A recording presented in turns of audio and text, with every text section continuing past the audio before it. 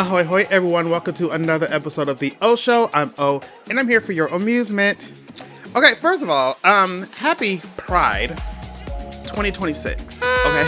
I totally said it in my last video, but it was the version that didn't have any audio, so you didn't get to hear me when I forgot to say it in the re-record. But yes, officially it is Pride Month 2026, and what better way to kick it off than with a gay movie? Well, actually, there's another. Well, no, that came out a while ago, but anyway, yes, you guys. So as of June 12th, we have Stop That Train. Okay, coming to us from RuPaul and the World of Wonder.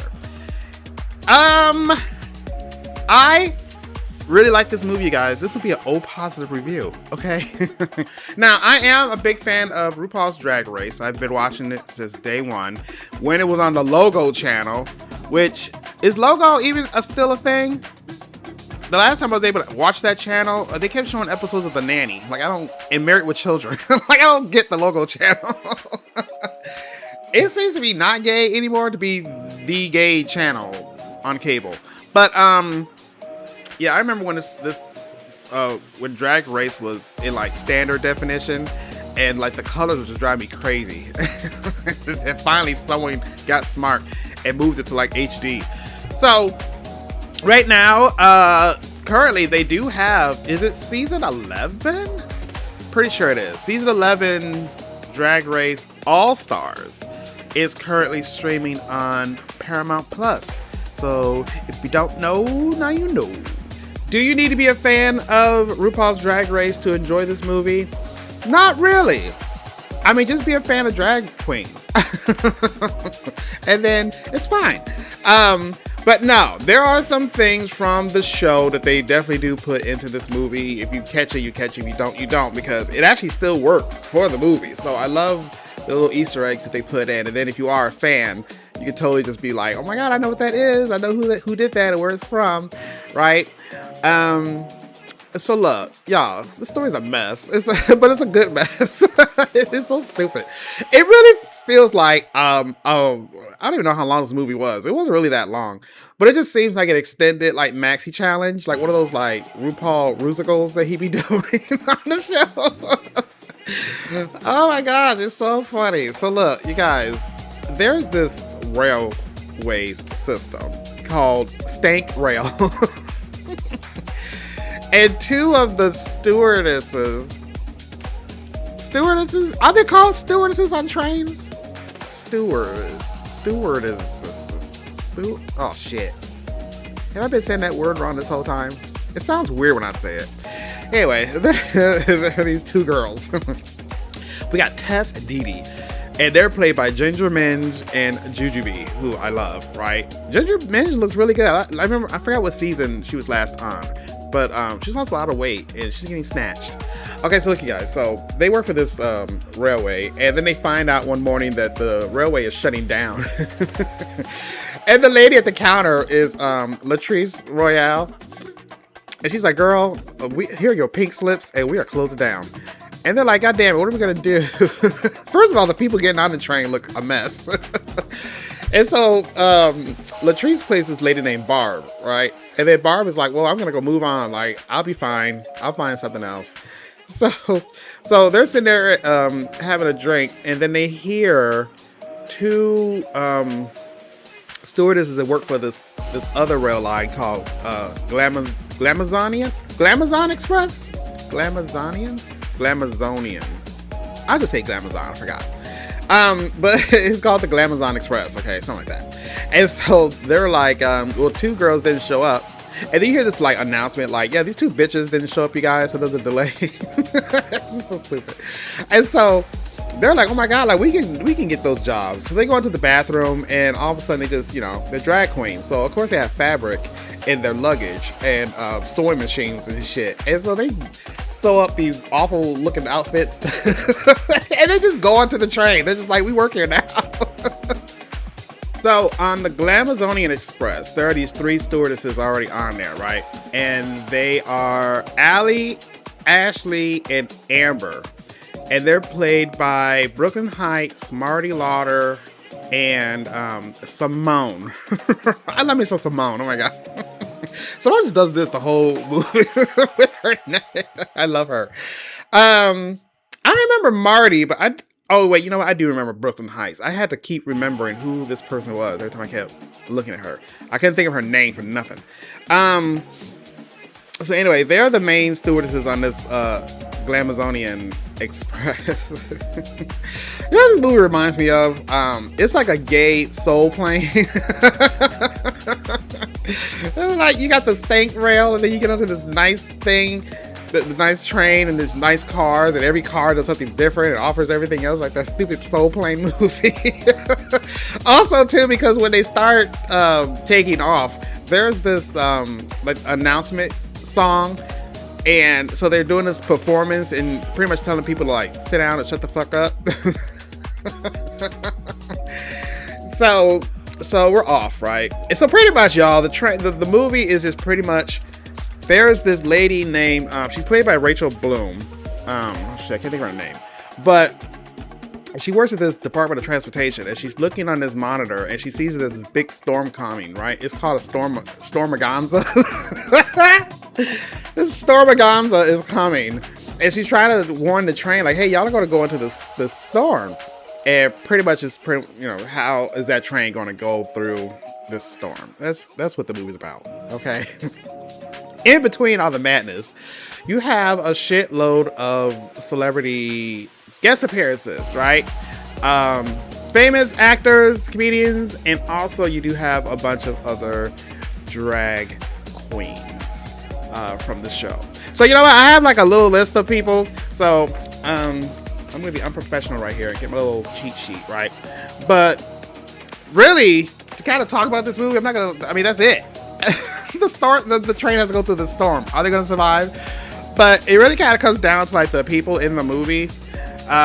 So Angeria Van Michaels is in this. She has a little cameo. Brian Jordan Alvarez, he plays this co-conductor, and he's really funny. Like, he's walking around, he's all like, "Hi, my name is," what was his name? I don't remember his name. Oh, Cal. And so his part is pretty funny. The joke with him is it Dee Dee? Dee Dee is Jujubee, right? I think. So Jujubee's character is in love with this guy. He was in this magazine called like Conductors Whose Dick We Want to See or something like that. And so, through the whole movie, like, she's flirting with him and stuff, and his part's pretty funny. Charo's in this movie. She plays this character that's at the traffic controller place. Charo's just there, just doing nothing. Like, she had no reason to be in this movie except doing Charo things. She's shimmying and coochie. She's just there. Chris Parnell is the conductor. He plays Conductor Davenport. So his role is pretty funny. At one point, he gets stung by this scorpion that this kid has on the train. It's like this what are those things called? Where people bring a pet on for support, emotional support animal. Is that what it's called? So this kid has a fucking scorpion, and then of course the scorpion gets loose, and it like shoots this guy or pinches him, whatever that thing is. The stinger. One funny part about his storyline is when they find out that he's like dead from the scorpion sting, they pull him out of the engine and they're dragging him down the aisle, and people are not noticing there's like this dead body. And they just put him in a chair and just like kind of prop him up and put his sunglasses on. And he had this character played by Missy Pyle. I love Missy Pyle, but I feel like she could have just did a little more in this. I don't know, it was weird. I guess she is freshly divorced, and so now she's horny, and she's going to people and doing the sexy thing with her drink and olives and cherries and things. So then she gets to Parnell's character, and then she's trying to hit on him but doesn't know he's dead, and just like, I don't know. It was funny. It was funny parts. But Guy Branum is in this movie. He's funny. He plays in the transportation department. Jade Rodriguez is in this movie. He's a reporter. Jerry O'Connell is this bickering husband at the beginning of the movie. And it was fun to see Nicole Sullivan. Nicole Sullivan, we all know from Mad TV, and then she's been doing some parts here and there, but I always thought like she was gonna be like this big actress. Like a whole bunch of people from Mad TV went on to do like these big things, and I was like, where the hell is Nicole Sullivan? And she always seems to be like on a TV show that gets canceled. That's not funny. Jesse Tyler Ferguson is this business person who like hates babies, and his role is with Mayan Lopez. She's pregnant, and he's just like, oh, I hate children, and you're gonna blah, blah, blah. Like, I don't know, his role was kind of nah. Joel McHale is on here. I like Joel McHale. He has like this crazy body. He's been working out a lot, and so the outfit that he's wearing, wearing one of those can't think of what that thing is called, but he's funny. Who else is in this movie? Lisa Rinna has a little pop-up scene. Matt Rogers is the press secretary to RuPaul. So RuPaul is the president of the United States, President Gagwell. RuPaul's character is super funny. I mean, it's RuPaul being RuPaul. So just her line delivery on everything is just everything. Okay. So Matt Rogers is the press secretary, and their chemistry is really, really funny.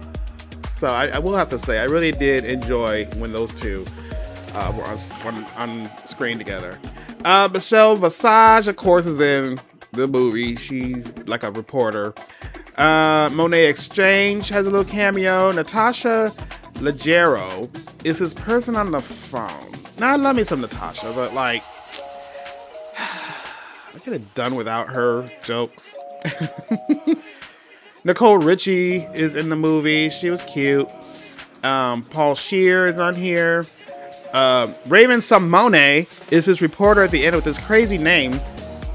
She plays Shayna Gaffiltabenzis. I don't understand that joke. What's his name mean? Anyway, did she even have to have a name? She's just this reporter going blah blah blah. Yeah, other than that, there's a whole bunch of other people like whose names I don't know who these people were. But Sarah Michelle Gellar, you guys, has this role where she's playing herself, but no one knows who she is. So that was pretty funny. Like there's this one part where she's oh shit, what's that lady's name? I can't think of her name, but there's this lady watching the movie. She's actually watching I Know What You Did Last Summer. And Sarah Michelle Gellar's like behind her, like, oh, you know this. And this lady's like, oh my God. And she's like, yes, it's me. And she goes, no, I know you are not looking over my shoulder to watch this movie. Like, I paid $20 for this movie. Like, you need to stop watching for free. Then I push her out the way later on, like, God, this lady is always just here. So, anyway, that's the movie, you guys. Like, it's really funny. It's nothing too serious. Again, if you are a fan of Drag Race, you will enjoy it. There's another song later in the movie. There's two songs, and so the second one is like "Look Over There." So first of all, if you know Drag Race, just the "Look Over There" is coming from Jada Essence Hall from her season on the show. So that's number one. And then Ginger Minj is singing a part, and then she does this thing where she kind of takes off her wig and all these rose petals falls out of the wig. So if you're not a fan of the show, you wouldn't know that was actually something that Sasha Velour did when she was lip syncing and she won her season. She had this wig on and she took it off and all these rose petals fell and everyone just like lost their mind. So there's things like that.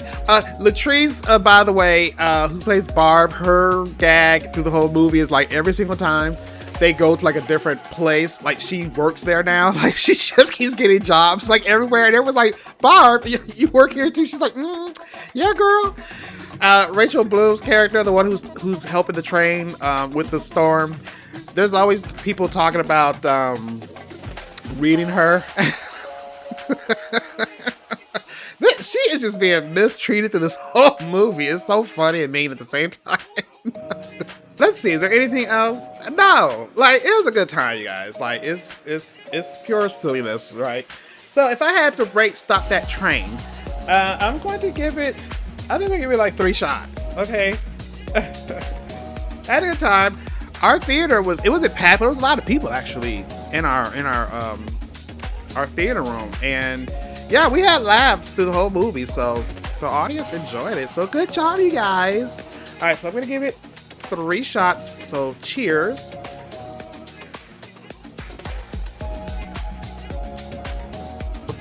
Okay, hold on. Ooh, that kind of went down smooth. Okay, hold on.